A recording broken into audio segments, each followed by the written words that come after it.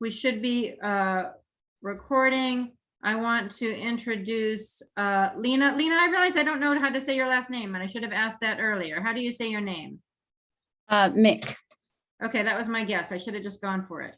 No This is Lena Mik and Conni Pallini, or Conni Pallini Tipton from City Planning, and they are here today. I'm going to hand this over to them in just a moment.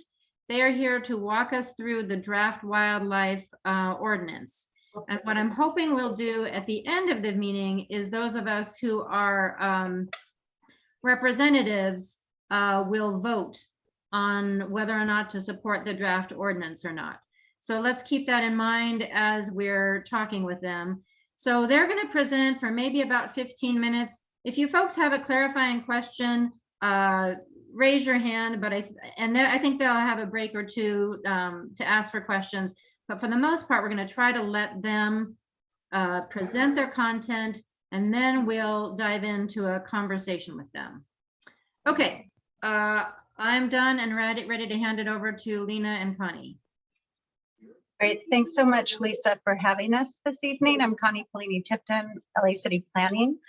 Lena's going to present our draft ordinance for your information this evening, and we're hoping to help answer questions. We released the draft just over a month ago, actually back in April 22nd for Earth Day. So we hope you've had a chance to see the draft. We understand that the ordinance is written in a way that is not always super easy or clear to a general audience. And so that's why we're here to help walk you through what the ordinance contains, also why we are working on this ordinance and why it's being proposed.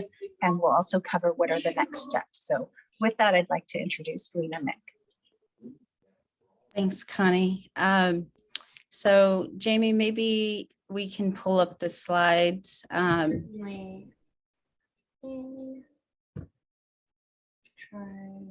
opening this up. Yeah.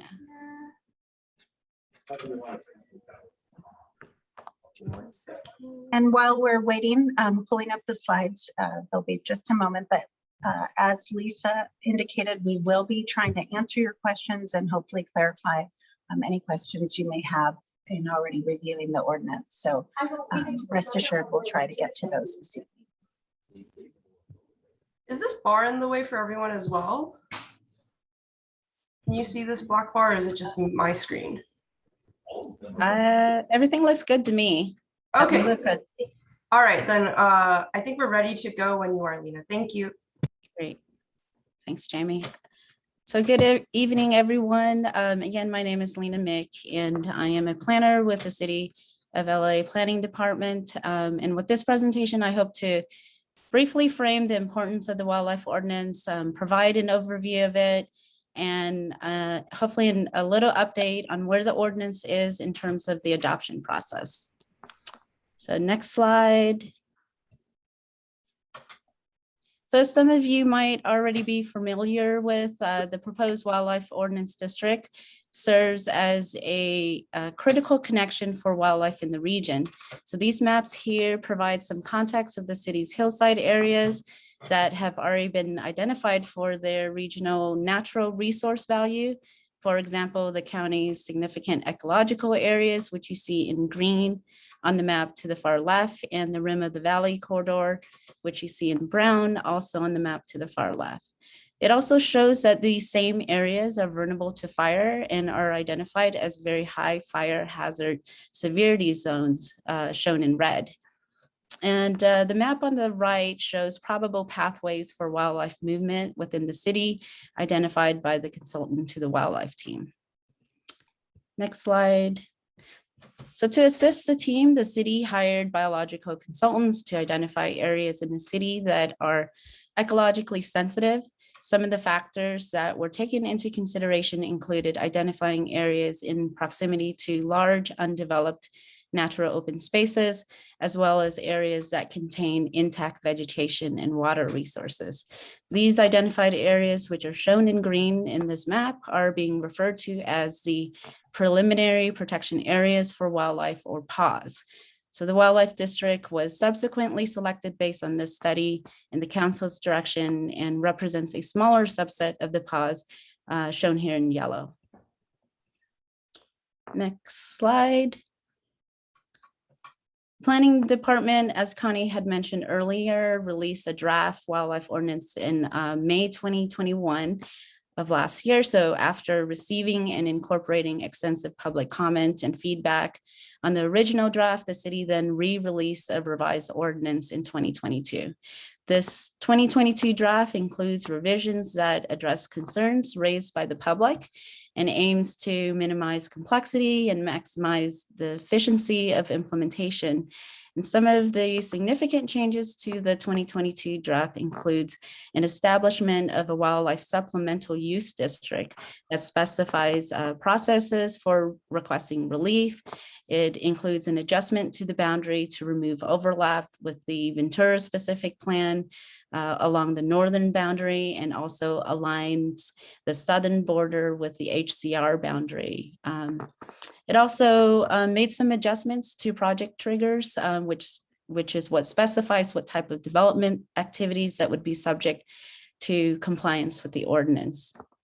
The proposed wildlife ordinance district can be viewed in detail on an interactive map located on the wildlife website at planningforla.org. Generally, the district, planningforla.org/wildlife. And generally, the district includes the communities between the 405 and 101 freeways in the Santa Monica Mountains, including the neighborhoods of Hollywood, Laurel Canyon, Bel Air, Beverly Crest, Sherman Oaks, and Studio City. Once adopted, it is intended that the regulations would be expanded throughout all the pods throughout the city. So, and these images here illustrate housing developments that are becoming more typical in the hillsides as property owners seek to maximize their cost of development in very constrained areas. So many of the lots that are vacant today are extremely sloped, located within landslide areas, or contain vegetation and wildlife habitat. These newest developments tend to be larger than in the past, and they involve large quantities of grading, tree vegetation removal, and tend to leave little or no open space between properties. These type of developments result in constrained or obstructed wildlife pathways, and ultimately lead to increased habitat fragmentation and native habitat loss. So really, to address these development patterns, the wildlife ordinance proposes additional measures such as extra setback widths and wildlife friendly fencing, modified lot coverage limits, requirements for native planting, limitations on construction near waterways, as well as further limitations of grading on steep slopes. Projects that would be subject to the proposed wildlife ordinance regulations include new construction, major remodels, additions over 500 square feet, projects involving grading of more than 500 cubic yards, and any site located within a wildlife resource buffers, as well as any project involving tree removals. So in general, existing developed properties do not need to comply with the new regulations unless they are undertaking substantial remodeling or within a wildlife resource buffer area. So yeah, why don't I just stop here for a minute to see if anyone has any questions so far? And if not, I can continue on. Do we have any questions so far? I think it looks like we're good. Okay. All right. So now I'm going to detail some of the regulations proposed that are aimed to propose access to habitat and facilitate wildlife movement. So front, side, and rear yard setbacks are already required for properties within the wildlife district. The 2022 draft maintains the front yard setback minimum of 10 feet and removes the allowance for prevailing setbacks that result in zero or reduced setbacks. And existing regulations already limit fence height to 3.5 feet within the front yard and 6 feet within the side and rear yards. The wildlife ordinance introduces additional regulations to help achieve more wildlife-friendly fencing. So to be considered wildlife-friendly fencing, any portion or segment of fencing above 3.5 feet must be 50% open to allow wildlife to safely move through. Additionally, fencing materials that are hazardous to wildlife, including spikes, glass, barbed wire, and other mesh materials are prohibited. The earlier draft, the 2021 draft, proposed to allow flexibility on setback size, to allow larger setbacks on one side of the property. However, after receiving comments that that method was too complex, we revised the 2022 draft to add multiple options for complying with wildlife friendly standards. And the first option requires any fencing along the perimeter to meet the wildlife friendly fence and wall standards. And this option is really likely suitable for larger lots, but for smaller lots, or irregular size lots, a second option allows the property owner to incorporate wildlife friendly fencing in either one of the side yard setbacks or in the rear yard setback. Boring. Okay, next slide. Okay, and because parcels in the hillsides vary in shape and terrain to promote biodiversity and maintain ecosystems, discretionary or site plan review is proposed for properties that contain sensitive wildlife resources such as waterways and riparian corridors and sites that are located within 50 feet of open spaces and natural areas. So this is changed from the 2021 draft, which prohibited such development. And in response to public requests, an interactive map of wildlife resource buffers and ridgelines have been provided on the project's website at planningforla.org/wildlife. This online map is searchable by entering in an address that is within the Wildlife Ordinance District. And wildlife resources, again, are defined as features that provide benefits to wildlife habitat and movement, such as access to food, to water, shelter, and corridors, as well as features that provide ecosystem services such as trees and vegetation, water recharge, slope stability. If a property is, again, located within a resource buffer, additional rules apply, such as a requirement for site plan review, and again, specifically for projects that exceed 50 cubic yards of grading.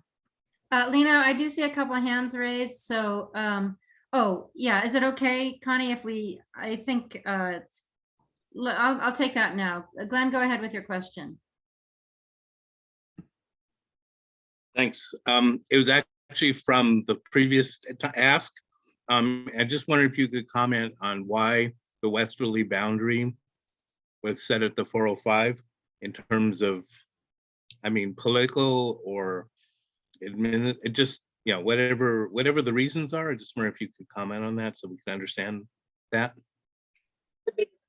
Sure, I can explain the boundaries. So as Lena mentioned, the paw areas were identified for the entire city, but we were directed by the motion that the Councilmember Koretz's office provided to the planning department to focus on the Santa Monica Mountains. And so the area between the two freeways, the 405 and the 101, was really identified as having the most development activity occurring and being some of the most important regional connectivity areas. So that's partly the reason that we focused there.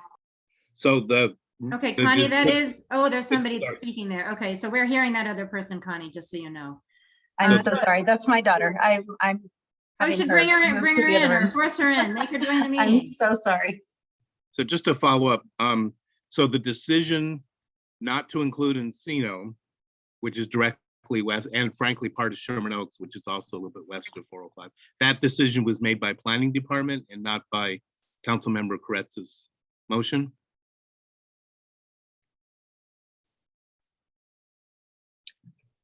So I'm sorry, I missed the first part of your question, but the planning department has made the recommendation to the council office that we focus on this area. As this is a pilot, so I'm not sure if we clearly mentioned that. We're presenting a shortened, abbreviated presentation. There's a longer presentation that will be available online shortly within the next week or two. That is a more comprehensive presentation that provides both background for the proposal as well as more details. So we were asked to come and present this for your information this evening. And so we're really trying to present a very abbreviated set of information, but hoping we can answer your questions. So I'm not sure if we've answered your question about detailed boundaries, but we can follow up if you want more information. Yeah, it's not a detailed boundary, but I think you have answered the question. It was a planning department decision. Since Councilman Koretz made the motion, and since I believe at the time his district included west of 405, all of Encino to Tarzana. But you've answered my question. Planning department made the decision. Thank you. Okay, John. A quick question in regards to the areas that you show on your map. It's focusing on the mountainous areas, hills, etc. A lot of the paths, if you will, for wildlife may very well start in the mountains or the foothills, but they cross through the various washes, etc. Is that part of the focus is only in the mountains, not where the, for example, raccoons, possums, etc. still travel across the flatland, if you will, but years and years ago, they may have started up in the hills. Is that correct? Yeah, I would say that's correct. So again, we are focused on the Santa Monica Mountains per the instructions in the motion. And that's not to say that those areas of connection or connectivity that you're mentioning in the washes are potentially important as well. But a reminder to the participants this evening, the planning department has the purview to regulate private property. And so that's really what these regulations focus on, regulations for private property that will allow people to be better stewards of their property by recognizing that all of those properties within the Santa Monica Mountain Zone can contribute to regional connectivity purely by how they develop on their property and how much habitat and open space they leave. Okay, Connie, I'm gonna ask you to hold on for a bit and let them get through a little bit more of their presentation, but we'll keep your hand up. So go ahead, Lena. Great. So new development projects that involve landscaping are also required to select plants from a preferred plant list that includes species that are suitable for the Santa Monica Mountains climate and topography. So this image that you're seeing here is a screenshot of what that preferred plant list looks like. So the ordinance would prohibit also planting invasive species that diminish biodiversity and contribute to fire hazards. So next slide. The ordinance attempts to really balance the goals of fire safety and preserving habitat by aligning vegetation requirements with LA County fire zone requirements. So new development projects containing landscaped areas will also be required to comply with these planting zones and the minimum native plant coverage area. Next. One of the primary approaches to protecting wildlife habitat and connectivity is really to minimize the site disturbance associated with residential development projects through new standards in the ordinance to regulate grading, residential floor area, and lot coverage, which are all existing regulations that the ordinance is looking to refine and strengthen existing standards such as in the baseline hillside ordinance, the hillside construction regulation, and lid impact development standards. Can you explain what LID stands for, please? It stands for low impact development standards. Thank you. So rules related to grading, steep slopes, and residential floor area are meant to encourage the location of development activities on the portion of sites where they will have less impact on existing landforms. They also enable the city to better regulate building scale and grading volumes that have been increasing over time. So the 2022 draft keeps these important grading controls, but also ensures that the applicants can utilize the minimum guaranteed residential floor area according to the baseline hillside ordinance. This is a graph of the average square footage of permits for demolition and new construction in the wildlife pilot study area since the year 2000. It illustrates the average size of hillside development has increased since 2010, despite ordinances including BHO and HCR, which are meant to limit the size and impact of developments. So the 2022 draft requires site plan review for projects proposing 7,500 square feet or more of total residential floor area. This is a lower threshold than the 10,000 square feet proposed in the 2021 draft. The 2022 draft also has simplified these standards by eliminating complex formulas such as the lot coverage formula that was introduced in 2021.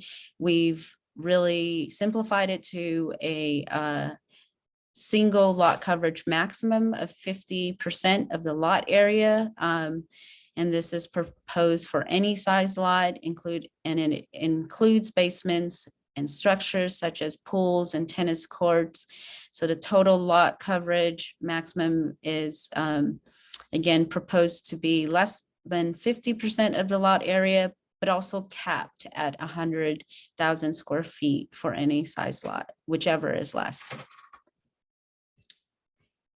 Ridgelines are an important topographic feature for wildlife movement and irreplaceable scenic resources for people in and around the hills of Los Angeles. So the wildlife ordinance has incorporated specific ridgeline development standards. The previously proposed ridgeline protection ordinance was integrated into a single effort with the wildlife ordinance this year. The ordinance has incorporated public feedback received from the RPO process, although we've made some important differences between the two ordinances. The 2022 draft includes ridgelines that were previously identified in the other ordinance, the RPO ordinance, but we don't separate them into pristine and non-pristine ridgelines. And really, we're utilizing a larger boundary associated with the wildlife district. So we're adding roughly double the total length of protected ridgelines. For properties within 50 vertical feet or horizontal feet of ridgelines, the wildlife ordinance proposes an envelope height of 25 feet and an overall height of 35 feet, allowing for two-story homes. And this was really, again, addressing concerns that the original protections were too restrictive. So it replaces the RPO's proposed height limit of 18 feet exceeding the ridgeline. Envelope height is a continuous limit measured from grade that minimizes the visual impact of development on the top of the ridgeline. This was modified in response to feedback again on the initial proposal of a one-story limitation. So now this proposal is to allow new development and remodels to build up to a height of 2 stories. An overall height restriction is meant to limit the overall development impact on the slopes of the ridgeline site. So overall height is measured from the lowest point to the highest point of a structure and addresses the tiered or cascading effect of development on the downward slope of the ridgeline. And in order to maintain wildlife connectivity across ridgelines, an additional side yard setback is proposed for properties within 50 feet of a ridgeline. So for a new project, the additional side yard dimensions would add 50% setback on one side of the property. Standards for lighting, windows, and trash enclosures can minimize disruptive and dangerous conditions for wildlife and reduce unwanted interactions with people and pets. The proposed regulations require lighting to be shielded away from open spaces to encourage natural wildlife behavior, as well as darker night skies. It minimizes the risk to birds from transparent windows or from surfaces that they can't see, or reflective surfaces that appear as open sky or tree canopy. Standards for trash enclosures minimize hazards to keep human and wildlife interaction to a minimum. So these regulations are meant to work holistically with other important goals to provide the greatest benefit in the most sensitive and important areas for wildlife.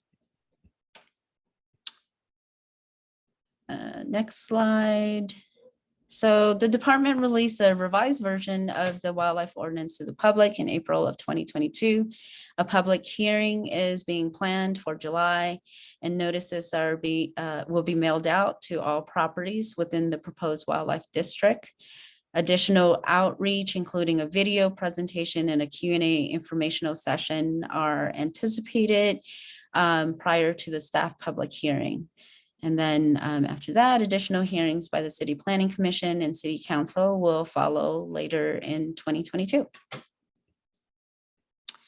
So now I'd just like to take this opportunity to, on behalf of my team, to thank you all for contributing your questions, your comments, and feedback to this important and exciting project. Again, feel free to visit the project website at planningforla.org/wildlife for more information. You can also continue to submit public comments or questions in advance of the public hearing to rla2040@lacity.org. So now I'll open it up to more questions. Thank you. Okay, thank you. And okay, yeah, thanks. Connie.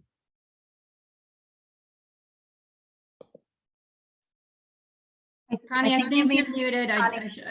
I think you mean Conni Acosta, correct? I Yes, do, I'm sorry, Conni yeah. Acosta, I yes. noticed there were two Connies. I thank you for coming. And Connie, out. I should have said this to everybody. I don't think people are doing it, but if you can please say what neighborhood or neighborhood council you're Okay, from, I that am would be great. Connie. I am from the Echo Park Neighborhood Council. I'm a board member of the Echo Park Neighborhood Council. And I also am a board member of the River Alliance Communities, where we have a lot of wildlife. And we have actually the Elysian Hills are also part of the Santa Monica Mountains. I don't know if you know that, but we also have a lot of wildlife. We have coyotes. We have a lot of birds, different types of birds, squirrels, opossums, raccoons, and all that. And they're being displaced or being killed as they run into the streets because of the development. And while you come and present this is all very well done and said, but it does not pertain to my area, Echo Park and Elysian Valley and Elysian Hills. So I can't wait until you come up with, extend this to the east side of the the eastern part of the Santa Monica Mountains. Because I don't know if this is just a study right now, but development it's beating, it'll probably beat you. And by the time you include the Elysian Hills, it's going to be flatland. And yet right now it's a wilderness. It's a mountainous area. But you won't have to worry in 2 years or a year from now, it'll be all flatland, because what developers do is just flatten the hills. I don't know why they come to the hills to build if they're going to flatten them. It doesn't make sense to me. So thank you for sharing and let us know what's going on the other side of Los Angeles.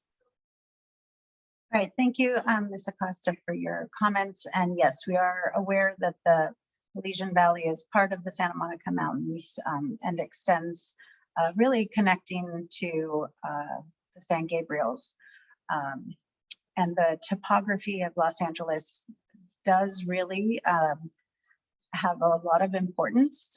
So your comment about development making our hills into flatlands, that is one of the reasons we have proposed the regulations that we have in front of you tonight. So you asked if this is a pilot study or what part of the process we are at. So just to reiterate, we are at the point where we are putting forward draft regulations for consideration. So that's why we're going to neighborhood councils to make sure people, their questions are answered, that they understand, that they can provide any feedback so that we can make any adjustments to the draft ordinance before it's heard at City Planning Commission. So that would be later this summer or early fall. So the first step, as Lena indicated earlier, is to have a staff public hearing, which is being planned for this summer. And as soon as we have a date, we will put that information online and send out an e-blast so everyone can participate should they wish to do that.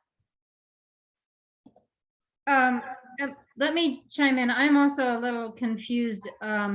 So this is still limited to the pilot area, is that correct? That's correct. And then there's the second motion that we're discussing tonight, if I understand correctly, proposes expanding this to more of the city. Is that correct? I think it supports expanding it. We have already planned to expand it, but the first step is to successfully approve an ordinance and to test out these regulations in the pilot study area, and also to follow up in those areas with public outreach and engagement. So we have met with neighborhood councils in the Santa Monica Mountains in the pilot study over the last couple of years, in addition to environmental advocates, the academic research community, and others. And so we are really, we're not able to cover all 470 square miles of the city all at once, given our limited staffing. So that's part of the reason that we've taken this approach, is to really focus on a smaller sub area and try to get these regulations just right so that we can go and expand their application to the rest of the hillsides of the city. Okay, thank you. We have an interesting comment in the chat that I think we should get to, but let me first get to Rosalind. Hi, thanks. And I live in the Hollywood Hills area, Beechwood Canyon. So my concern is that while this limits development, it still ultimately allows for development.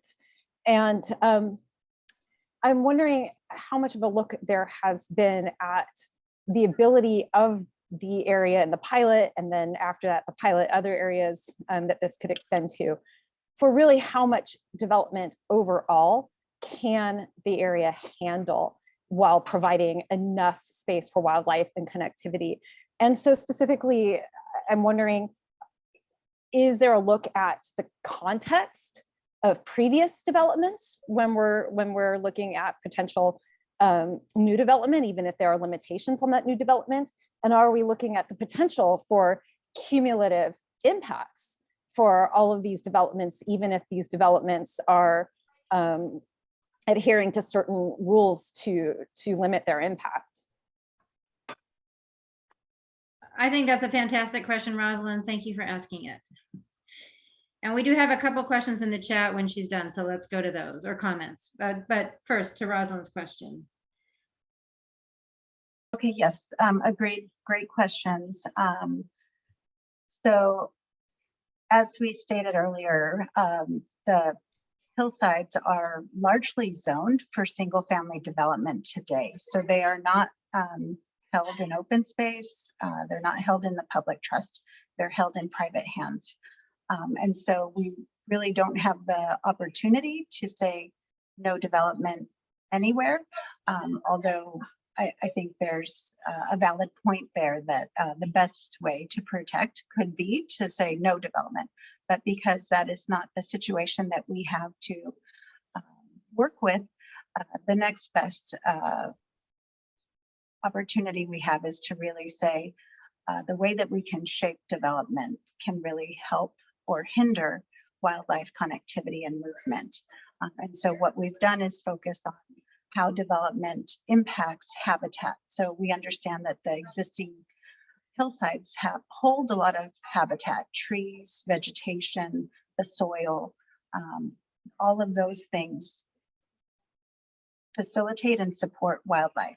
So what we're trying to do is make sure that new development doesn't obstruct wildlife movement, as well as remove more of the habitat that wildlife need.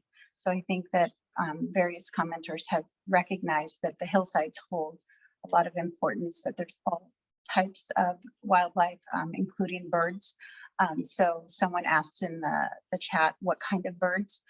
We're really looking at a focus on the native flora and fauna of the hillsides, but really these regulations work to protect all of the species. So they're not just limited to native species, but there is a focus on those. Thank you for that. I really appreciate it. So yeah, I'd like to point out then that this is a tool, but it's not necessarily a solution. It's a tool that will help us, but I would love for the Neighborhood Council Sustainability Alliance to think about this in terms of the bigger issues to continue to deal with. Yeah, I'm just thinking about conservancies like buying land. I think we should be buying the land. That's what I think we should do. Deborah, I think, did you want to make, or are you comfortable making your comment out loud?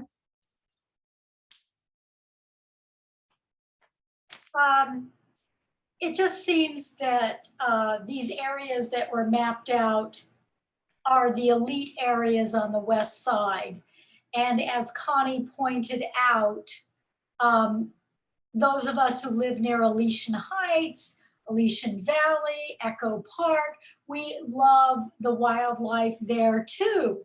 We love the hillsides there. And yet I don't see anything in this current plan that will address the areas, the neglected areas that we have just mentioned. And I wish to underscore, these are elite areas that are being protected, and the lower income areas are being neglected. That's it. Connie or Lena, do you want to respond to that? Well, I think it's more of a comment, and I think our team appreciates that it's a valid comment. Again, we had to focus on an area, and I think if you're able to view the part 1 of our video presentation, which again, this is an abbreviated presentation, I think you will understand, or it will lay out more of the rationale for focusing on this portion of the Santa Monica Mountains that we have. It was not meant to be excluding these other areas. So as I mentioned before, the idea is it's a pilot study to produce an ordinance that will start with regulations in this area between the 101 and the 405, and then it would be expanded through public engagement and outreach process, as well as to make sure that the regulations don't have to be adjusted for the different topographies that it would be applied in. So one of the things that people may not realize about the Santa Monica, the pilot area, is that we have parcels or properties that are very, very large, over 40 1,000 square feet, as well as properties that are smaller, like 5,000 square feet, which is more of a typical suburban sized lot. Some of the east side properties are more of the smaller size, and it's the rules have to really be calibrated to try and address our goals of wildlife connectivity and leaving areas for animals to pass through, for vegetation to be maintained. And so there's really, the focus was on those larger properties, as well as trying to make sure that we can still allow development on all of the properties. So those smaller properties do present more of a challenge. So that's why we are suggesting we start with the pilot study area and then expand those once we understand the implications and the challenges that people might have as they design their properties. Lena, did you want to add anything to that? No, I think you said it well. All right, thank you. Before I go to Charles, I'm going to go to Mindy, whose hand is not working. Yeah, it's not coming up. My apologies. So I am in the Bel Air Beverly Crest Neighborhood Council. So, and I'm head of the Environmental Committee. And so our area is exactly the pilot program. So I'm on the other side for the other discussion. This is exactly the area that we're discussing. And we have been holding committee meetings. As they say, the devil is in the detail, and we've been going over the ordinance line by line. And we have a lot of questions, and I'm not going to take up the time of the meeting right now to ask you those questions. But what I would like to know, since you did mention that there's going to be a public hearing in July, and Lena, hello, we worked together for a long time. Hi, Lena. So we, of course, supported the ordinance from the beginning. And but as I said, the devil is in the details, and there have been a lot of questions now that we're actually getting down to the actual ordinance and how it's actually going to play out and how it's going to work. And so my question is, through the hearings, we as a committee have had members and the stakeholders have had a lot of questions about how it's going to work. And there have been concerns. And I'm wondering, is there a way that I can reach out to you? Because in trying to make recommendations to you where we see that there are issues, if we could actually get real-time answers about what the science is behind some of the decisions that were made in the ordinance, it would be very helpful. So do we have to wait until we actually write a letter to you with recommendations and have the hearing in July to get some answers? There is some way to find out in real time some of the concerns and answers to some of these questions. Yes, we appreciate the comments that are coming in. And so we understand that people are anxious to have responses to those. So we are receiving comments as we speak, probably getting emails.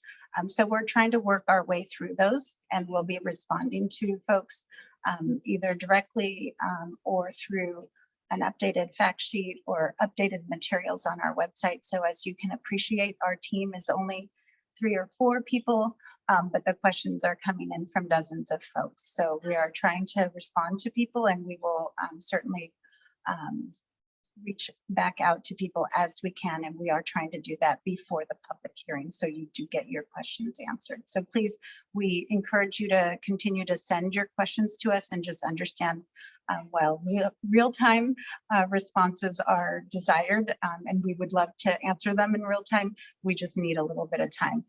We are making our way to neighborhood councils. That means that we're meeting with different groups. So we are extremely busy preparing for workshops and hearings. So please understand, we're not ignoring your questions. We will get to you as soon as we can. So you mentioned that you're meeting with neighborhood council. So can we actually ask you to come meet with our neighborhood council then? Because I don't think we haven't had a meeting with you, at least more recently. Is that something that we can request? Yes, I think we have been working on that already, scheduling that. So again, just a few of us, and there are multiple councils, so we are trying to schedule those. Okay. All right. Well, we'll send the questions out and wait for some answers then. All right. Thank you. And Mindy, if you could send those to me, that would be helpful also for our advocacy committee. And it's Gladly, I'll send them tomorrow. What'd you say? Gladly, I'll send them. I mean, we're still working through a lot of them. Sure, but that's I'll fair. do what we have thus far. Okay, that would be great. Thank you. Fair enough. Connie and Lena, you guys wanted to be out of here at 7:20. We have 3 more hands raised. Are you able to stay a little bit longer? Okay, thank you. I appreciate that. And if we do run out of time and more questions come up, I'm going to drop my email again in the chat.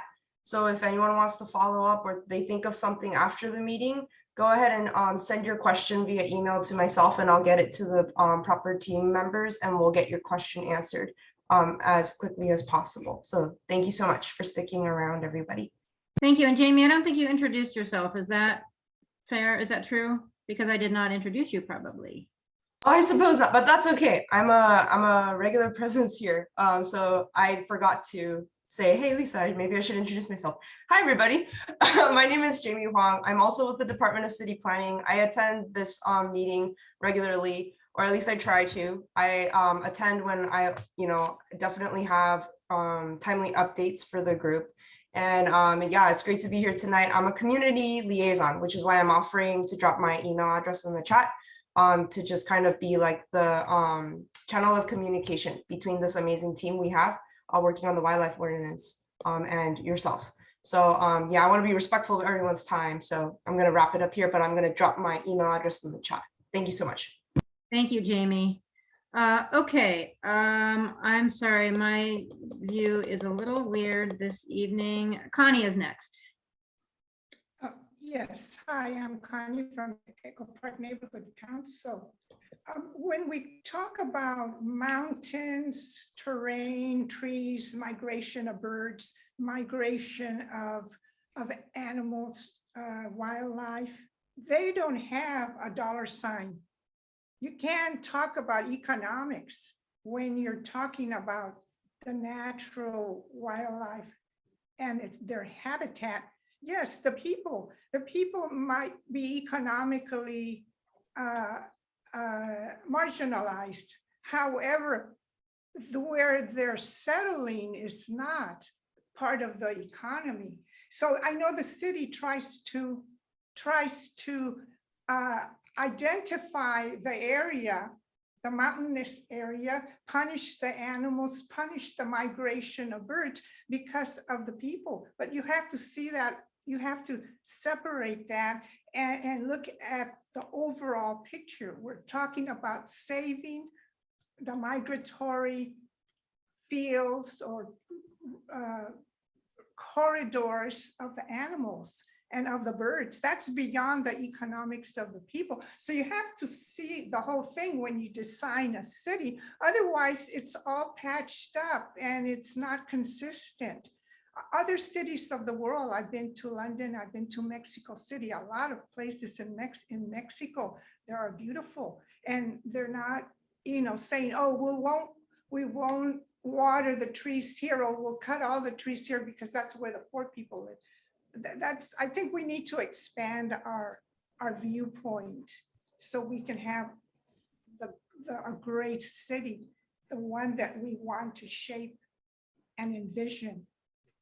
So Connie, I want to say that I think Andy Shrader, when he talks about this larger vision that's building on this wildlife ordinance, I think he will address a lot of what you're talking about.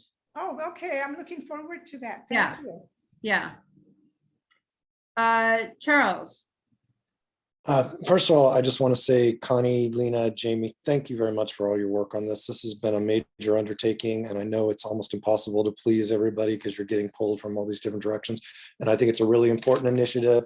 And I want to preface anything I say with that. So thank you very much for that work. And Charles, can you say which neighborhood council you are affiliated with, please? Palms Neighborhood Council. Thank you. And I'm looking at the preferred plant list, and there's a lot of great plants on that list, and I dig them, but many of them, they're almost all annuals, and they're not particularly good. Some of them are not particularly good at reseeding. I'm concerned that we'll have situations where developers dump some seed or put some plants in there, and especially in a drought year when they are particularly bad at reseeding, then a year later, a homeowner or somebody might choose to come in with Home Depot lantana or something like that and fill up the space, and we'll lose the habitat value because we're only putting in annuals that don't reseed. And I'm curious why we don't have a fair number of perennials added to that list, and what the logic was behind that. Yeah, that's a great question. Thank you, Charles Miller. I wish our ecologist was here. Our urban ecologist, Kat Superbisky, couldn't be here this evening, but she might be able to better speak to your question. I can tell you that we did consult various lists that the city already has, as well as other nearby cities and jurisdictions that have a similar terrain. So Malibu, Santa Monica, the LA County lists, as well as our own Mulholland specific list. So we were really looking at the natives that are present currently in this geography. I don't think there was any intent to exclude any type of plant materials. So if you have suggestions for those that you think are missing from the list, we'd love to hear those.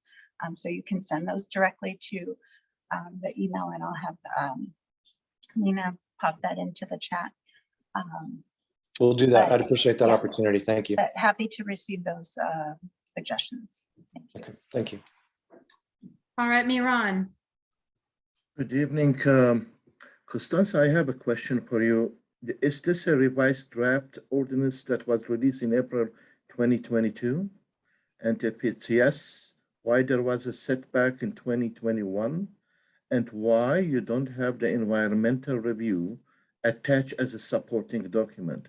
Under the bylaw of LA City Planning, in order to get any statement or any impact community, you must have a supporting environmental review, and this is missing. And secondly, my other concern, where the data is from and how current is it? And finally, I'm concerned about how being able to rebuild in the event of a natural disaster. How will that work with the new regulations? Because you have not set a regulation in this ordinance, and it's a problematic. Sure. Okay, that was 3 questions, I think, and I'm going to try to answer all of them. I'm going to have Lena just go over the data in just a moment for you, but you asked about if this is the current draft. It's the 2022 draft, and the reason that we revised the 2021 draft is because we took in public comment. So this is a long process. Many of our planning efforts take a couple years, often at least 1 year. So in working with communities and property owners and environmental advocates, we have tried to incorporate suggestions and recommendations and respond to concerns that people have had. So that is why we removed the 2021 draft and revised it and presented the 2022 draft. So similar, and in following the city's processes, we have a new draft available for review and are offering that for people's comments. And it does incorporate comments that we heard before. You asked about the rebuilding. So we also had put forward the Ridgelines ordinance at the same time, and people had many concerns about the effect to their property should they rebuild. So we have clarified the rebuilding rules are per the city's current rebuilding rules. So in the event of a disaster, you're still able to rebuild per the city's rules. We are not changing those through this ordinance, and we are trying to ensure that people have a minimum size that they can build, or they need to comply with the new regulations in certain instances. But we've tried to make the regulations not as onerous as before, so that we can ensure that people still enjoy their property. And then you asked about the data that was used. So we use various sources, and Lena's the most familiar with all of our geographic data. So I'll invite her to share. Yeah, so we use the latest local, state, and federal data to identify areas where resources could potentially exist, like agencies such as the U.S. Department of Fish and Wildlife, U.S. Geological Survey, the California Protected Areas Data Set, and LA County data. Okay, thank you. I'm going to try to move us along to the next portion because we are running short on time. Carolyn, you have the last word here. Okay, just going back to Connie's comments, and I believe it was Deborah, about why this doesn't extend further east. And I know you've heard a lot about that, but I live in the very western part of the Santa Monica Mountains. I'm Brentwood Hills Homeowners Association, Brentwood Neighborhood Council, and I live in the very westernmost part of Brentwood, in between Sunset and Mulholland. And I asked the same question at all my meetings. Why doesn't it extend to the east? And the answer that I'm hearing is because the lots are smaller. Why not just say for any lot this size and up, this applies, and then revise it to go to smaller lots? The other answer that I hear at those meetings are those people don't want it. Well, here's Connie says she's from that neighborhood and she wants it. So those are the two answers, and those answers might be wrong, and I might be preaching to the converted here and everybody has the correct answer, but those are the answers that I get at my meetings. And I hope that Connie's comments are broadcast far and wide so people know. And why not just say, you know, for lot sizes 10,000 square feet and up, these are the rules. And then you can reduce the lot size as you run your pilot. Just a suggestion. And Okay, thank you, Carolyn, for those suggestions. Just to clarify, so we have not, the planning department has never said that those people are not interested in the rules. So I just want to make sure we're clarifying who's saying what. We have not had an opportunity to have focused outreach in the areas beyond the pilot study. Again, we have focused on that area per the instructions, per the importance of those properties that are still undeveloped, and because of the proximity to open space, it gets a lot more complicated. So we simplify our response in terms of the lot sizes, but we have heard very much so from other parts of the city. So residents representing the Sunland area, the properties near the foothills, as well as the east side, Northeast LA and Elysian Valley. We have heard many comments saying they would love to see these regulations applied, the Hollywood Hills included on the other side of the 101. So just wanted to clarify for everyone's benefit that we have heard repeatedly people would love to have these rules expanded to their areas. Hopefully that's clear. thank you. Okay, and Andy, and Andy, go ahead. And then we'll move on to Andy. So that'll work out pretty well. So I just want to quickly address the question about the pilot. Councilmember Koretz introduced the motion. And actually, Andy, can you introduce yourself, please? I should have done that, but can you do that, please? I'm Andy Shrader. I'm the Director of Environmental Affairs for Los Angeles City Councilmember Paul Koretz. He authored the original motion to create the wildlife habitat connectivity ordinance. And when we introduced it and got it approved, the planning department wanted a bite-sized chunk to really look at. And so Councilmember Koretz offered up his district to do that. And then Councilmember David Rue, then Councilmember David Rue offered up his District 4 as well. So it became, the pilot area became between the 405 and the 101. That's never been the intention for this entire ordinance. So we're just finishing the pilot here. And planning's been working really hard to get this part right. And then I'll go into the reason Lisa invited me here tonight. I'll go into the expanded vision, which includes the whole city. Okay, thank you. Thank you so much, Connie and Lena. This was really, really an eye-opening presentation and conversation for me.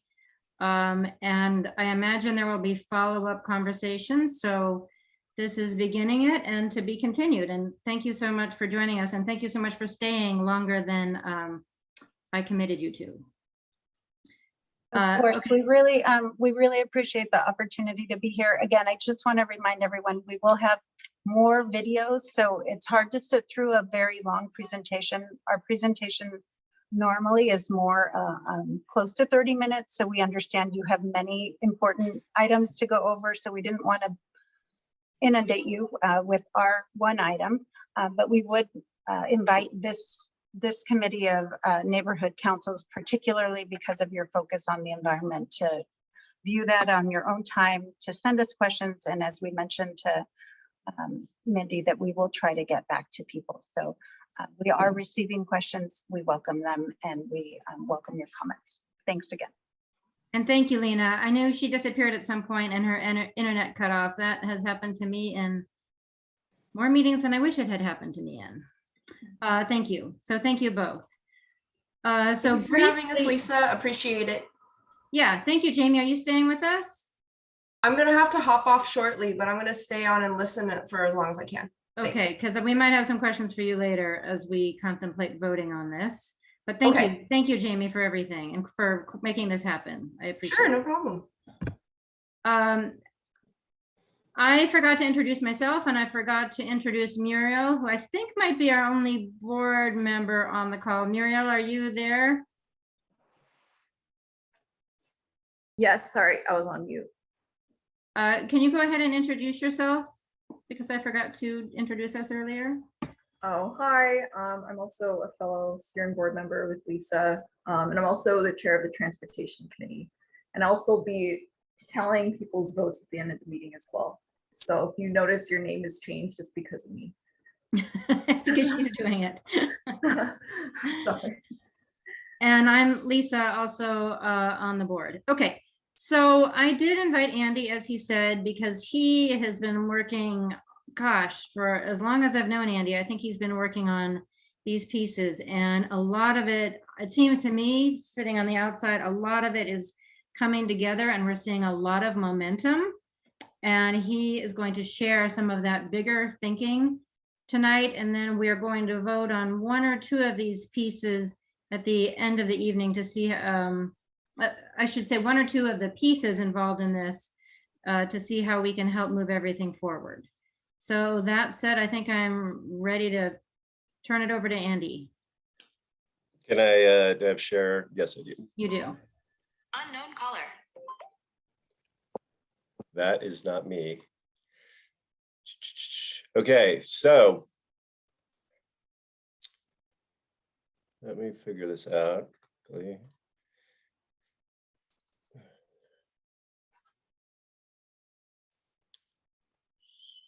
Okay, you can see? Yep. You can see the full screen? Yes, now, yes. Okay, everybody, thanks for having me tonight. And I do want to thank the planning staff. They've been working really hard to get this done. I've seen a lot of the comments in the chat, and it's been a long slog to get this done. And you know, and it seems like this is something that obviously that should have been obvious that we would have done a long time ago. We tried, and there's been a lot of things in the way, and but. So we've worked through a lot of that, including lack of funding, lack of resources. And so the planning staff we've got an ecologist now in planning who is Kat Superfici, who was mentioned earlier. And we're feeling really good at the direction where everything is going. There are some realtors and developers who are kind of throwing shade on this whole effort. And I think the planning staff was a little more polite than I'll be. They're trying to derail this because they really don't want to see any habitat protection in the hillsides. So if you want this done, we're going to need your help to get the pilot finished and then to expand to this next part that I'm going to tell you about. So, so when we first conceived this, we really wanted to do, the original motion really calls for habitat connectivity in the hillsides across the Santa Monica Mountains. And when we got it approved, as I mentioned, the planning department really wanted to do this in a bite-sized chunk. And because it's a pretty massive undertaking, and it really hasn't been done by another urban city as big as Los Angeles. So we're really breaking new ground here. So now that we've got that done, we have now introduced a new motion to create a wildlife habitat connectivity master plan, and this will go across the entire city. So just to give a little context to where we're headed, the Biden administration introduced an effort to conserve 30% of our nation's land and waters by 2030. Governor Newsom also did that separately, but around the same time. And then Senator Stern last year got SB 790 approved, which is going to create a funding source for wildlife habitat connectivity, for more wildlife bridges like the Liberty Canyon Bridge that broke ground on Earth Day. So the Resource Conservation District of the Santa Monica Mountains is the lead agency on this from the state point of view. And we're also working closely with the Santa Monica Mountains Conservancy, and this is their map of all the linkages that need to be protected. So these are the major conservation areas around this area. Ventura County has really been breaking ground with their habitat connectivity and wildlife corridors ordinance. And what they've done, they were a couple of years ahead of us. They've already been to court and they already won. So what the lawsuit basically, what the judge said is that Ventura County does have the ability to regulate in this way to protect wildlife habitat connectivity. So we've got that one. We've got the Liberty Canyon Wildlife Crossing, like I just mentioned, that just broke ground a couple months ago. We've got our protected areas for wildlife right here between the 405 and the 101. We've got Adam Schiff's Rim of the Valley, which, if you think we've been taking a long time, has been proposed for, I think, about 20 years. And we want to see that get across the finish line as well. LA County's significant ecological areas here at the top. And then Senator Alex Padilla has proposed with his Public Lands Act an expansion of the San Gabriel Mountains National Monument. And the expansion would be here in the red areas. And so what we want to do is, and this is outside of the jurisdiction of the motion that we just introduced several weeks ago, but what we want to do is start working across jurisdictions together, take the ordinance provisions that planning has identified and will be bringing forward as an ordinance, and then expand those and get those adopted by all these other different jurisdictions so that it's really one project. Wild animals, birds, plants don't see jurisdictional boundaries. They don't respond to jurisdictional boundaries. So our goal is really to put these protections across all of these different jurisdictions. So This is a little more current protected areas, lack connectivity.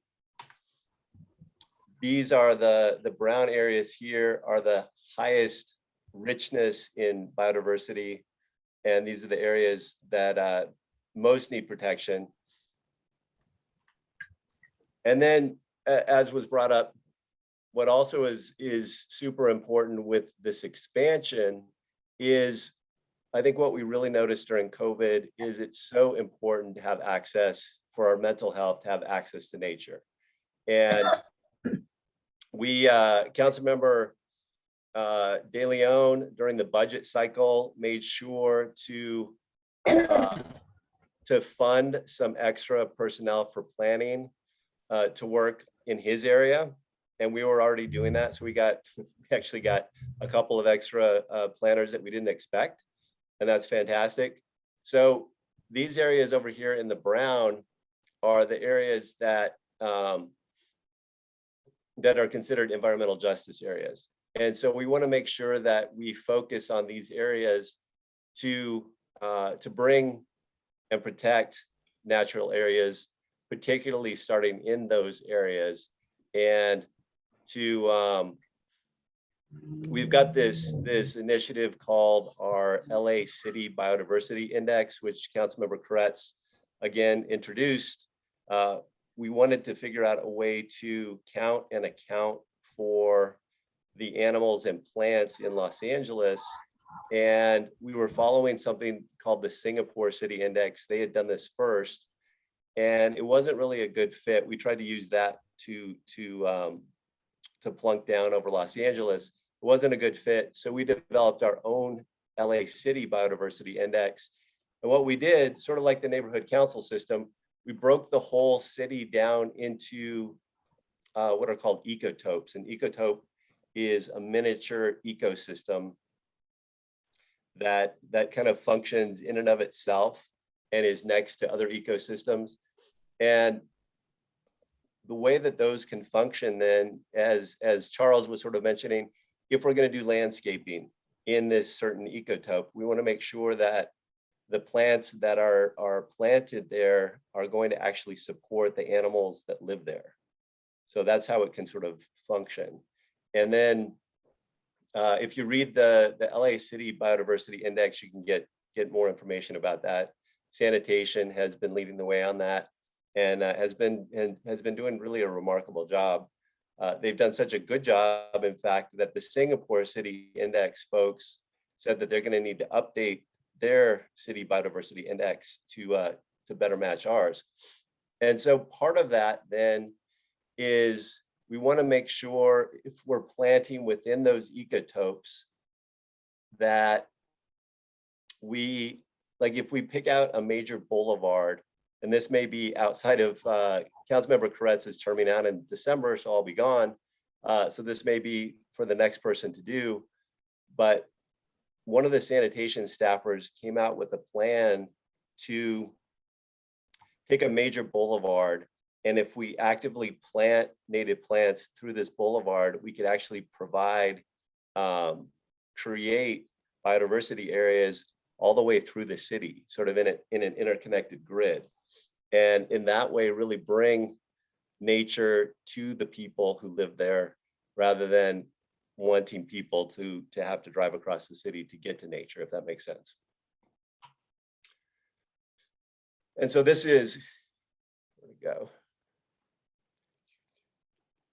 Hold on one second. There we go. So this picture here to the right is what that sort of looks like. Just sort of a high level. If we are able to plant and protect in grids across the city, then it makes it much easier for people to get to natural areas. And that's one of the long-term goals of this. The picture in the middle here is the LA City Ecotopes that I mentioned. So each of these areas that you see are ecotopes in and of themselves. And they have similar plants and animals and soils, similar characteristics, and they're functioning within themselves as a functioning ecosystem. And so I think they probably got into this during the earlier presentation. I was a little bit late, but one of the reasons we need to do this is the mountain lions and other animals aren't able to get around and mate. And so mountain lions, just for one instance, they are mating with their brothers and sisters, and it's starting to show in low genetic diversity, and it shows up as this crooked tail that's a little bit upsetting. And so if this keeps going, they're going to be extinct by 2050. So one of the goals is really to connect so that these animals can get around, and it's not just the mountain lions. They just happen to be the most charismatic ones that we're looking at. They can get around and mate with others of their species. But the other really important thing to remember is as climate change gets worse, we want these species to be able to migrate north, because that's what's going to happen.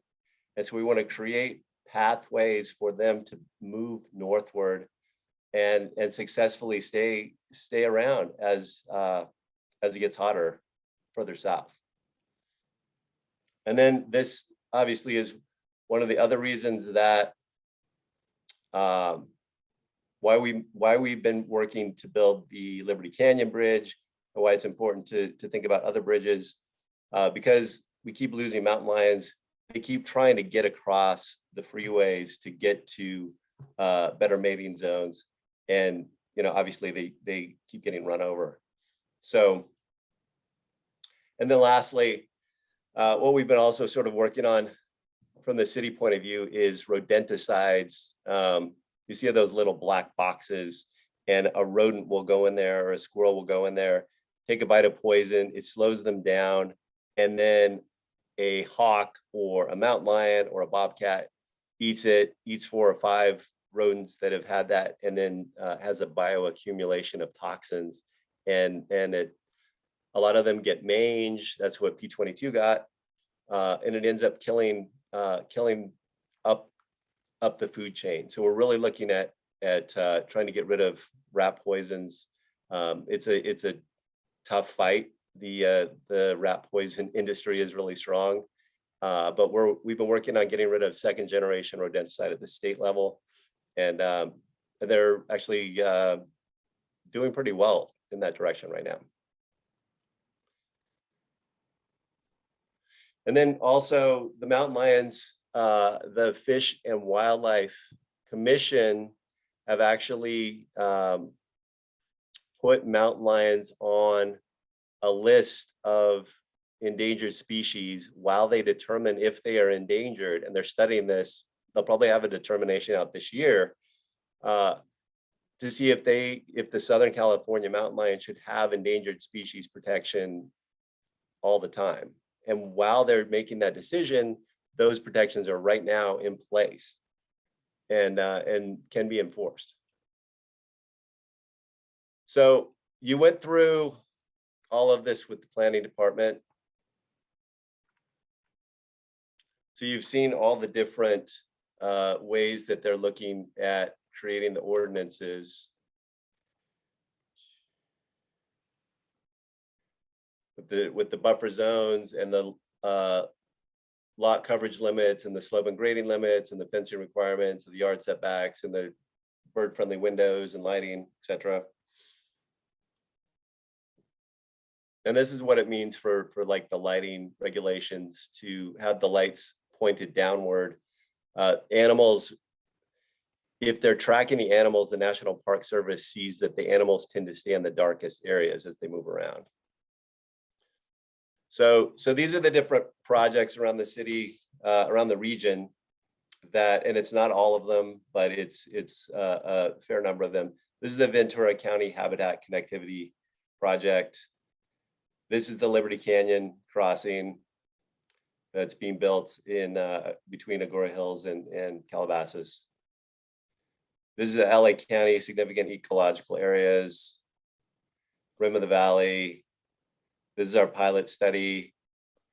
These are all the supporters, actually. We've got a pretty fair number of neighborhood councils, the Hillside Federation, City of Beverly Hills has chimed in support, HOAs have chimed in support.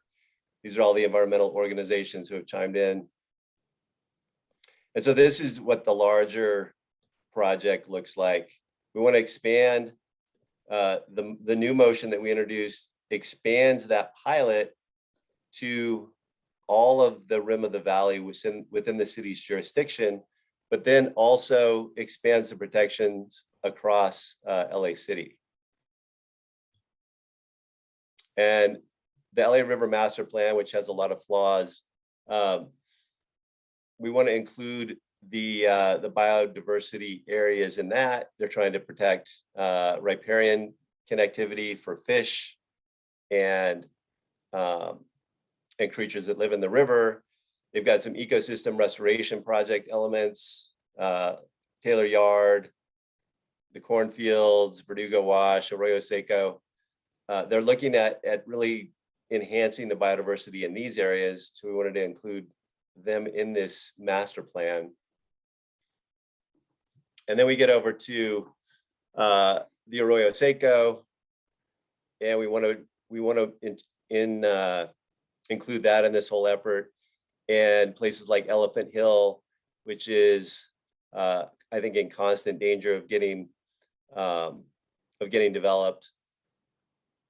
And then all these other open spaces, there's the Arroyo Seco that I just pointed out that Senator Padilla is looking to protect in this area. And I'll show you some more. And then actually Councilmember Congressman Ted Lieu has just proposed an expansion of the Santa Monica Mountains National Recreation Area. And the expansion would include sort of the beaches around here and protect coastal areas in this area, including the Ballona wetlands. So then the state is really interested in funding a bunch of wildlife crossing projects. This particular project, we're not asking for all these to be built immediately or anything. This is just the larger vision of what we're looking at. If you look in the upper right-hand corner, this little bubbly thing, let's see. The California Department of Fish and Wildlife has something called their BIOS. And what they do with their BIOS is they've mapped out where the really significant areas of connectivity that need to be protected are. And so this one right here is right here. Just on the I-5, just north of the 210. So that's where that is. So what we've done is just kind of put some bridges in to the places where they say they really need to be, so that we've actually got a roadmap, so to speak, on how to get there. Excuse me. So then again, if you look at the BIOS in the upper right-hand corner, this is connectivity from the Verdugo Mountains up to the San Gabriel Mountains. And the crossing, these are either over crossings or under crossings. We've successfully built an under crossing over by Liberty Canyon, and animals actually will go under if you vegetate with native plants that they recognize. They'll actually go under the bridge. Deer won't do that as much, but some of the other animals will. So this is another place where right here at the 210 that another bridge would work. On the 118 by Santa Susana Pass, this is where a lot of mountain lions have been killed, trying just to get across the 118. And this is where, again, the Department of Fish and Wildlife say this is an essential linkage. Here down by Griffith Park, they have this as an essential linkage from Griffith Park to get up to the Verdugo Mountains. And then of course up here is the one I just showed you. So we've been looking at this, and one of the other benefits in this area is Elysian Valley is really a big flood hazard. And so if we were to build a bridge to connect Griffith Park to the LA River, and create it as a flood mitigation project, then it would have multiple purposes. And then, of course, the Olympics, one of the ideas was to expand the golf course over the freeway and then use it as an Olympic golf course. But the Olympics have already decided to hold the golfing in I guess in Brentwood, in the Palisades. So that's not going to work out. But a lot of the different Olympic cities have created lasting wildlife connectivity areas like this one in Beijing. And so it's still a thought, and the state is actually kind of interested in this one. And then, of course, with the Sepulveda Transit corridor, between the 405 and the 10, they've really been looking at how do we get a train that goes up over the hill and connects the west side to the valley.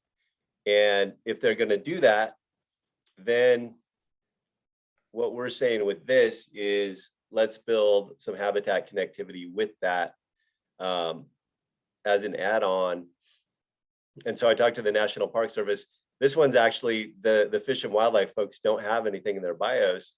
So the National Park Service, who really tracks all the mountain lions and bobcats and whoever they can get a tag on, have 4 different areas that they really would love to put bridges. But this is the most essential one, just north of the Getty Center. And then another big, massive infrastructure project, the Hollywood Central Park, which is apparently, and some of you on this call may have more current information than I do, but apparently is going to receive Biden infrastructure funds to build this amazing park right in the middle of Hollywood. And it's going to create a whole bunch of construction jobs for the building trades, and that's probably one of the reasons that it's politically moving forward. But if we're going to do that, then we're also saying, hey, let's add a wildlife bridge to that project as well, and connect from up here above the Hollywood Bowl to the Hollywood Reservoir. And we've got there's some historic bridges up there, so there's a little issue with that. But so here's kind of the overall goal of all of this is to really standardize these biological protections throughout the interconnected regional area, to build the crossings. When people run into the animals, it not only kills the animals, but it can actually kill human beings as well. So we're protecting both animals and humans, and then creating jobs in the construction industry, which is always important. And then the other really strange fact about biodiversity, there's a United Nations Conference of Parties that the United States is the only significant country in the world that is not a party to the United Nations Conference of Parties on Biodiversity. So one of the things we've been working with Rosalind, who was speaking earlier, is leading the way on this for the state of California to be an official observer to the United Nations COP. And one of our goals with this is to really show that the United States should be involved in this. So that's sort of the master plan. There's more across the entire region. We definitely want to go south of the Santa Monica Mountains, south of the 10, all the way down to Council District 15, etc. But so again, we're expanding it out in sections. So we're moving this from the pilot area to the rim of the valley, and then we'll expand on from there all the way down to the port. And then the third portion, actually, LA County is really interested in this, is expanding up north of Santa Clarita to the whole rest of the LA County. So it's really a multiple stage. It's going to take a while. It's a big vision, but I think it's an exciting one, and we're hoping to get at least this second stage approved and move forward while Councilmember Koretz is still in the building.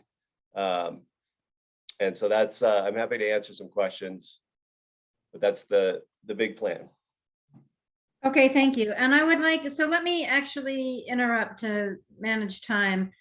I had proposed, and the Advocacy Committee had proposed that we have 2 votes tonight. One on the draft wildlife ordinance and one on the motion, I think it's called Regional Connectivity Plan, Regional Habitat Connectivity Plan, something like that, that Andy mentioned, and I put a link to the motion in the chat. I think we should, I've learned a lot this evening, and I think we should not take a vote on the wildlife ordinance because I think we as a group have a lot to learn and might want to suggest some changes. So let me, okay, Mindy's nodding. Can you just give me, I can see most of you, can you give me a thumbs up if that works for you, if we do not vote on that tonight?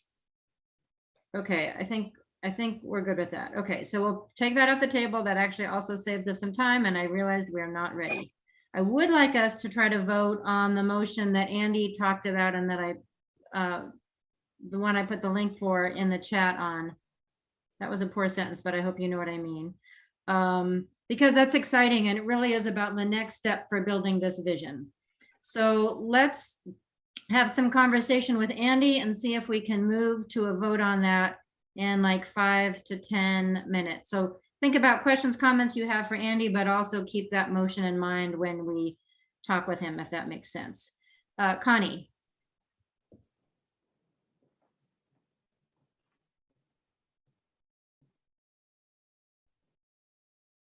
Conni, you're muted. Oh, Oh, yes. and then Mindy. Mindy, remind me if I forget, but then Mindy.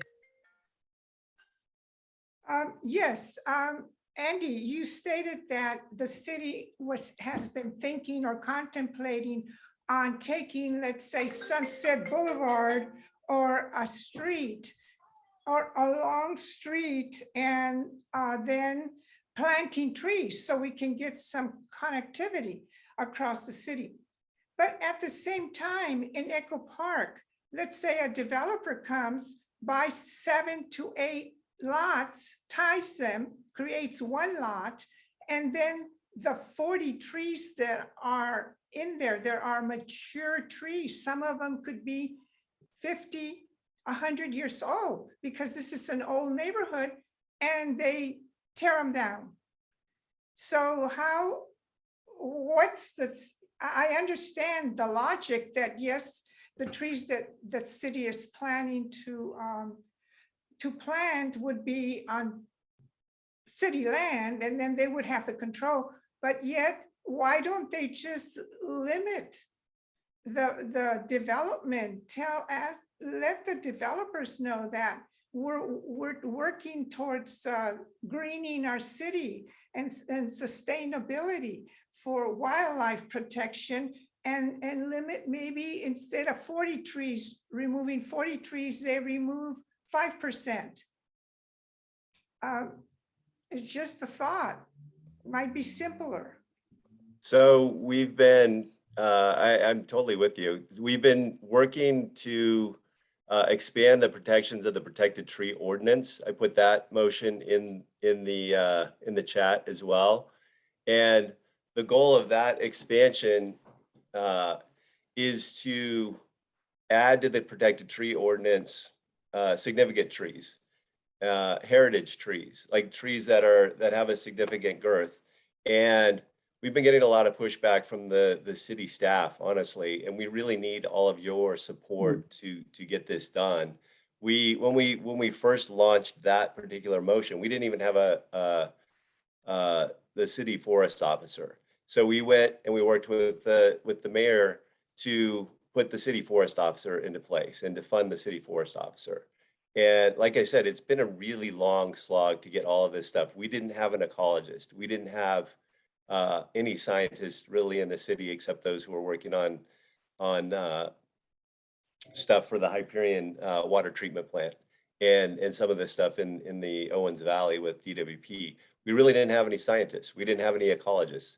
And so we've been putting these into place, and the bureaucrats who really, all they want is to be able to check their boxes and not change things have been pushing back really hard.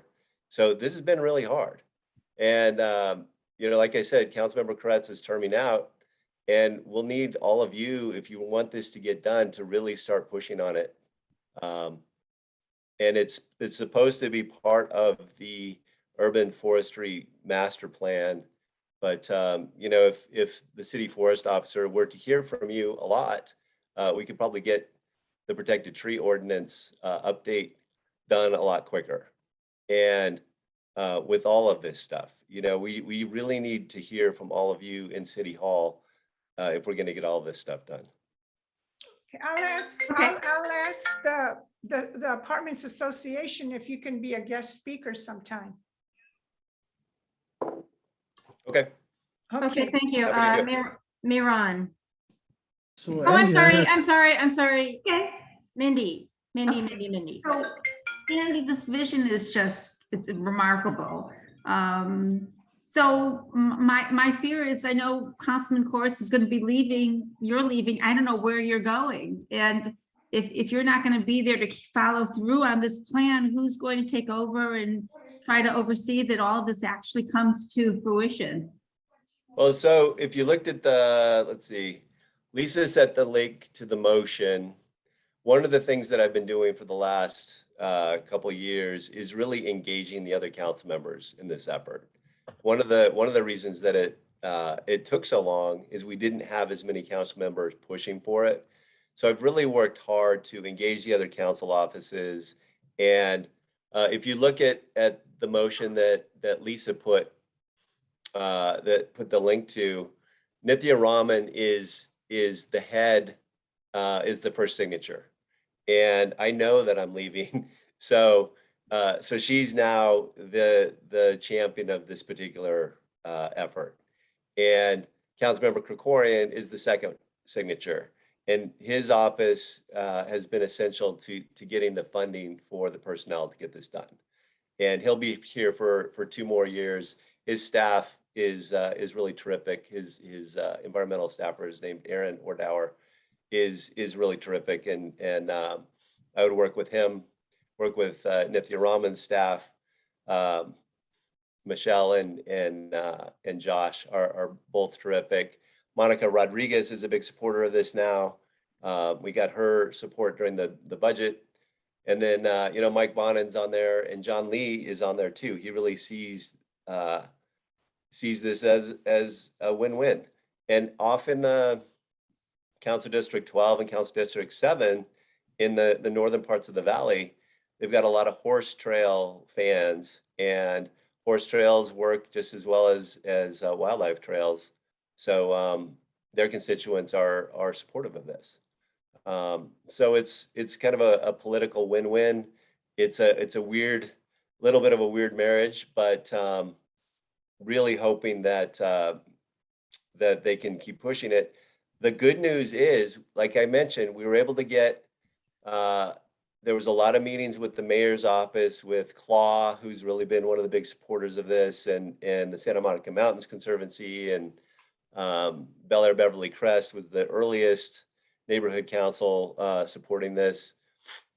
So the mayor's team actually got into the budget two staff members to do this work, and then Councilmember De Leon, who's also turned out to be a big fan of this because of areas like the Arroyo Seco and Elephant Hill, and there's some others in his district that he's interested in.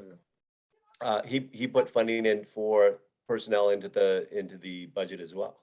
So I think there's a lot of excitement.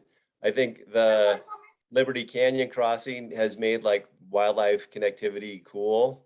And the state, Governor Newsom has put a lot of money into the state for these efforts. And we're really looking to, I've done a whole bunch of presentations to the state folks, the Wildlife Conservation Board and the Fish and Wildlife folks. So it's getting pretty big and a lot of momentum. But like I said, it's really up to you all to keep pushing to get it done. Does this include, and I'm sorry about the second part, not just the wildlife ordinance being extended, but also this plan for these wildlife crossings for the bridges as well? I mean, is that also, is that going to be a greater, someone from statewide who's going to be overseeing that? The two of the bridges right now are actually in serious discussions to get funded. The one by Santa Clarita is really got a lot of momentum. They really see that as the first. The Liberty Canyon crossing was the most important area that they Okay, wanted to. I'm sorry, but Andy, I need a very short answer from you because we are super late. We've got to go. And I'm sorry if I was out of line asking that There's question. a, No, there's you're a not at list. all. I Here just- you go. There's a list of important areas. Santa Clarita is number 2. The one by the 5 and the LA River is number 3. And they've got sort of a loading order, and they'll just keep working on it. Okay, thank you. Miran, and then you'll be the last one, and then we'll go to a vote. Thank you. Andy, I have one question because there is a charter by the superintendent of the Santa Monica Mountains National Conservatory. Any member representing of the city of Los Angeles must be appointed by the mayor and approved by the city of council.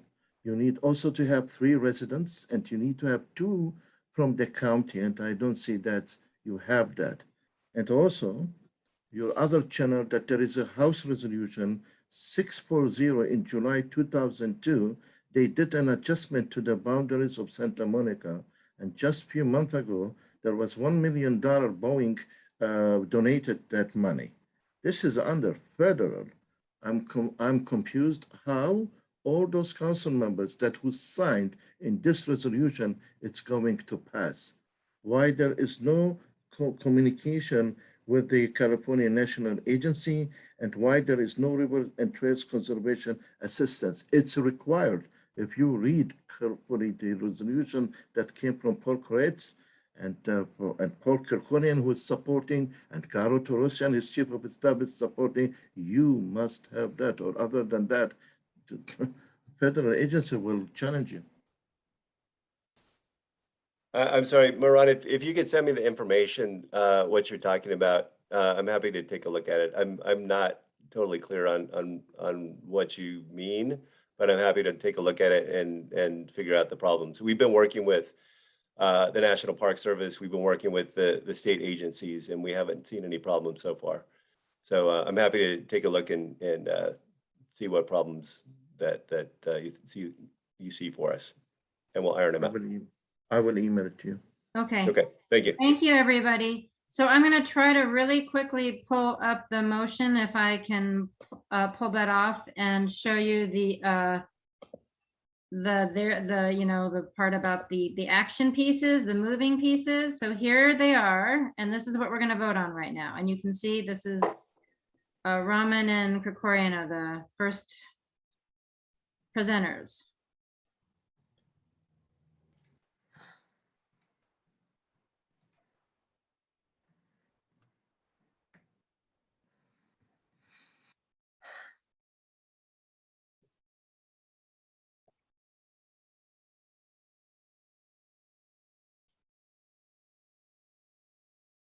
What's the council motion? You'd have to look in the chat. I can't see that right now, but it's in I've sent it in the chat a couple times. 22-0483. Thank you. Okay, are you guys okay if I stop sharing? I'm going to stop sharing. Yes. Thank you. Okay, I'm going to hand it over to Muriel for what I hope is a very speedy vote. Yeah, so there's about hopefully 15 if everyone can. And then please pay attention. So I'm going to start with Lisa. Yes. Okay. I vote yes. Next is Mindy Mann. Yes. You. Christine. Is that me, Christine? Yes, Lee? Christine Mills. Yeah, sorry. Yes, please. Yes. Jean Gilbert. Yes. Thank you. Glenn Bailey. I think it should be amended to include neighbored councils, but I'll vote yes. Okay, thank you. John Hales. Abstain. Okay. Kathy Schreiner. I think she did tell me she can't vote unless you're Yeah. talking to neighborhood council, right? Right, so I have to abstain. She has to abstain. Yeah. Kathy Schaefer. Yes. Yes. Laura. Yes. Thank you. Lionel. Yes. Thank you. Miran. Yes. Thank you. Pat. Yes. Okay. Robbie. Yes. Thank you. And Dan. Let's see. Abstain on account of unconsciousness. Okay. He voted last month for the first time, which is very exciting. So we're making progress. Poco a poco. So it's 12-0, 12-0-3, with 3 being abstentions. So. Okay, thank you guys. I think that's super exciting. And I think Andy has given us a lot of marching orders tonight. So it sounds like we all have a lot to do regarding trees and making sure these things keep moving, especially since he's really been such a champion of these issues and he is leaving. And I share Mindy's concern, but I'm also super excited and optimistic about how much momentum we have behind these issues right now and how many other city council folks are supporting it. Okay, so thank you, Andy, for joining us. And let's move. I'm going to move to some reports from our committees. Lisa, Yeah? I raised my hand. Oh, go ahead, Glenn. I would just ask, as you take these back to your neighborhood councils for your own motion and consideration of community impact statement, the language in the motion, as I indicated when I voted, generically does not specify neighborhood councils. And I'm going to request that neighborhood councils, when you make your motion to support this motion, that you do so support if amended to include neighborhood councils as one of those specified entities that they consult with, especially obviously for those of you who are neighborhood councils within the boundaries of these various overlay areas. Yeah, good point. Thank you, Glenn. And I should say that was included in the thinking, but we didn't call it out. So we're happy to make that amendment for sure. Can you let us know as soon as it's made, and then we can once it has to come to committee, of course, to get changed, but we're happy to make that amendment. That's not even a problem. Okay, thank you. All right, thank you, Glenn. Thank you, Andy. Thank you all. Okay, to be continued on that. So such exciting. I mean, so much movement. I'm just really excited about all of this. I'm also excited about an event that we're co-hosting June 22nd. It is to discuss an idea that I think, and that it looks like Seattle can tell us, really will do more to take money out of politics and to engage more voters. So if you're interested, please join us Wednesday, June 22nd. Super, super excited about this. Next, I went to my first, this go around, cool block party. It was the culmination of a cool block that is finished. And these are some pictures from that event. This is Sybil Azur, who some of you may know. She is really a rock star in the climate world in LA. And I had so much fun at this party, and there were so many people there, and a lot of people I talked to were excited about leading a cool block. And it was really inspiring for me, because it's not all about the fun and the parties, but it's partly about the fun and the parties, because it really is about connecting with your neighbors and coming together. And she just did a beautiful job of making that happen. So now they've got so much stronger connections in her neighborhood, and that's a great starting point for a lot of the work we're talking about. We continue to look for board members, so if you're interested, email us. We have a link on our webpage with information about what we'd like to hear from you, so let us know if you're interested. Advocacy Committee, as I put La River Master Plan. I meant to say LA River Master Plan. Interesting. As Andy mentioned, there are a lot of complaints about the LA River Master Plan. The people who are our allies seem very, very unimpressed by the revisions to the draft. But we just don't have that much influence at the county level, unfortunately. And the city of LA has just been conspicuously silent on it. It's really, really frustrating to me and to many, many organizations who've been working so hard on this without a lot to show for it. So we have a lot of information on our website. Please feel free to check it out. And if you're free, so you can submit a written comment, but the Board of Supervisors is probably going to vote on this Tuesday morning.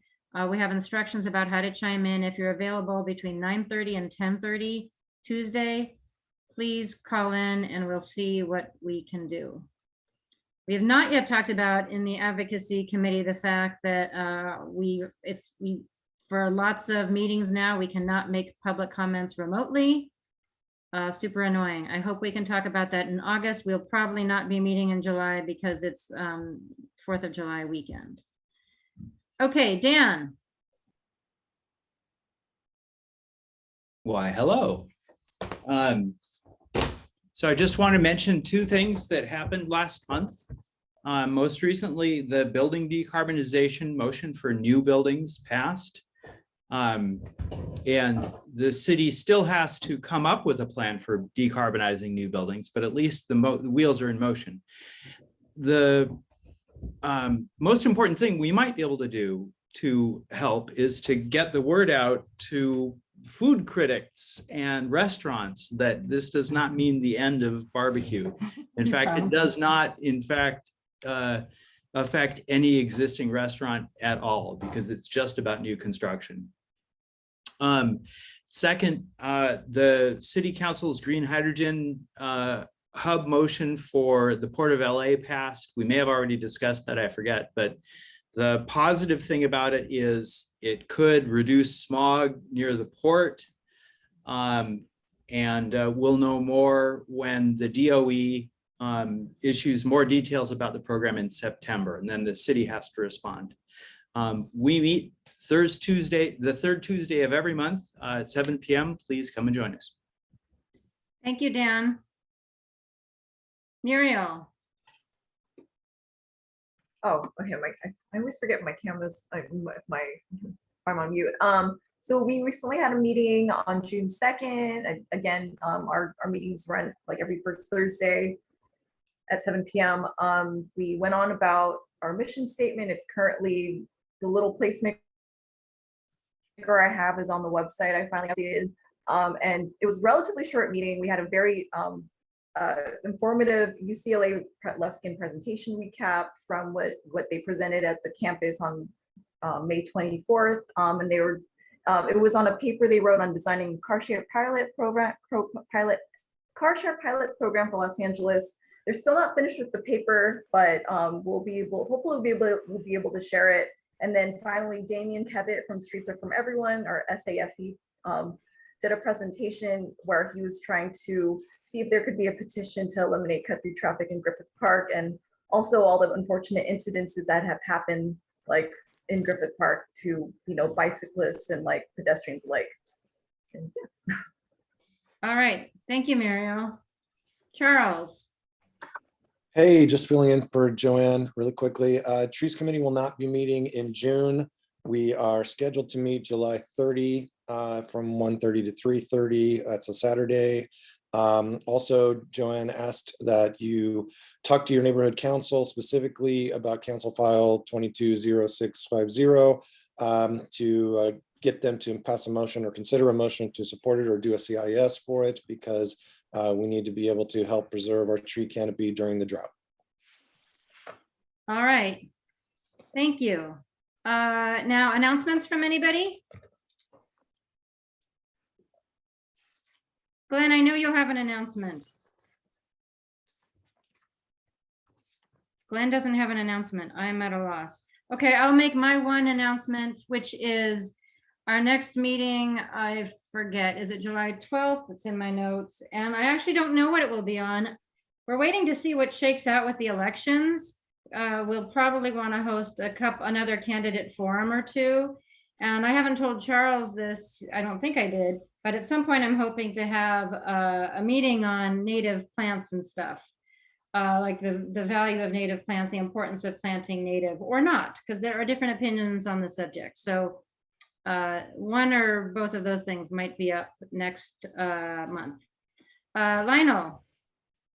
Yes, thank you. Good evening. I'd like to make an announcement, public announcement or public service announcement that on Sunday, July 10th, Sepulveda will be hosting its bike event in South LA from Exposition in Western, beginning Exposition in Western, which is off the Expo line. And it's gonna be on Sunday, July 10th.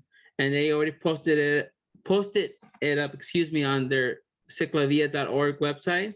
And we look, gonna have a few more in like late summer, August, October, and downtown LA and Hollywood, and then again South LA. Just wanted to point that out so you could let your friends, neighbors, colleagues know about it who want to learn more about it. Thank you. Thank you, Lionel. John. Thank you. What I'd like to do is ask everybody to visualize you're standing against the hills and you're looking east across the mountains. And to the left, you've got Aliso Canyon. Then you've got all those other aeronautical and aerospace industries that have left poison behind. There are washes that are collecting that. And there is the creek panels that come across the valley and washes. Across all the tests and everything out there right now, there is zero tests for water. They're not testing the water. They're testing the heck out of the air, but they're not testing the water that's coming down those hills. Please, next time you're in a meeting that they bring up Aliso Canyon or any of those other facilities that the government is now paying millions of dollars, ask the question if they've tested the water. Thank you. Thank you, John. Glenn. I knew you'd come through for me, Glenn. I knew you weren't gonna not have an announcement. All right, thanks, Lisa. Sorry, I had an emergency I was dealing with. So I just wanted to quickly, for those of you who are involved with neighborhood councils or generally interested in the city's budget, which basically is the driver in what we can and cannot get done in many instances. The neighborhood council budget day annual event is next Saturday on June 18th.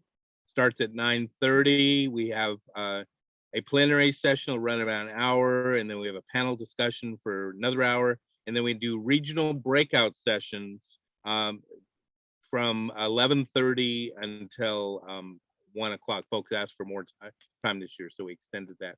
I was in the process of typing into chat the website, which is budgetadvocates.org. You can register through Eventbrite there and get on the list, and it's open and it's virtually via Zoom and open to everyone.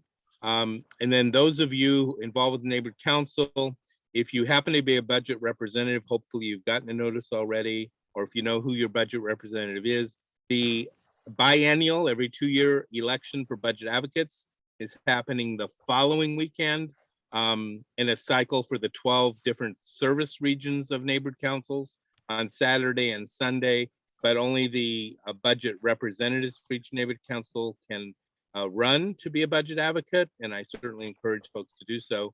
And only the budget reps can vote, or if they're not available, it'd be the president, it'd be the treasurer, and then president in that order by default.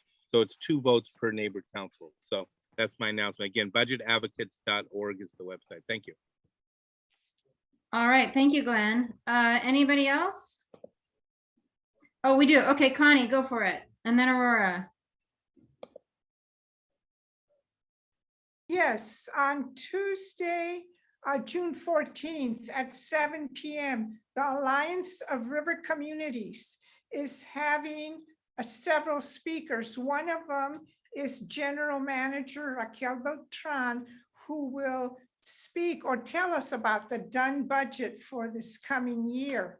We will also have the same person, the same trio that spoke to us about green hydrogen, they're going to come to the Alliance of River Communities and do a presentation, maybe a 15 to 20-minute presentation, and answer the people's questions. Thank you so much for doing that, Connie. I so appreciate that. That's exactly the point of this alliance, is helping spread the word. So you're the living embodiment of what we hope to be doing. Thank you. Yeah, I spoke with the steering committee, and I let him know that I would like to, whatever people you have, whatever guests and presentations you have here that are suitable for us in the along the river, if I can invite them to, and so they can present at the ARC. And he was very receptive and welcoming. Wonderful. So we'll be doing that. Thank you very much. And I Thanks, hope to join Connie. this committee, to this alliance also. Aurora. Hi, good evening, everyone. This was very informative. I learned a lot. I'm definitely going to get our council from the Pico Union neighborhood to do a CSI for 220650. As you know, a Pico Union is lacking in trees. There's another one being removed that we just got notice of from urban forestry. And so, you know, we'll put in our say, but definitely. And my announcement is that I'm having my first Cool Block meeting on the 21st. So far, everything looks good. So I'll let you know how that goes, Lisa. And what neighborhood council was the other, the one that finished? Sherman Oaks. Sherman Oaks. Oh, great. That's fantastic. Looked like you know, we're having a good time there. So anyways, that's my announcement. So that's it. Thank you. Have a good evening, everyone. You're welcome. All right, everybody. Have a lovely evening. Good night, and to be continued. Good night, everybody. Good night. Bye-bye. Night. Thank you, Lisa, Andy. Good night.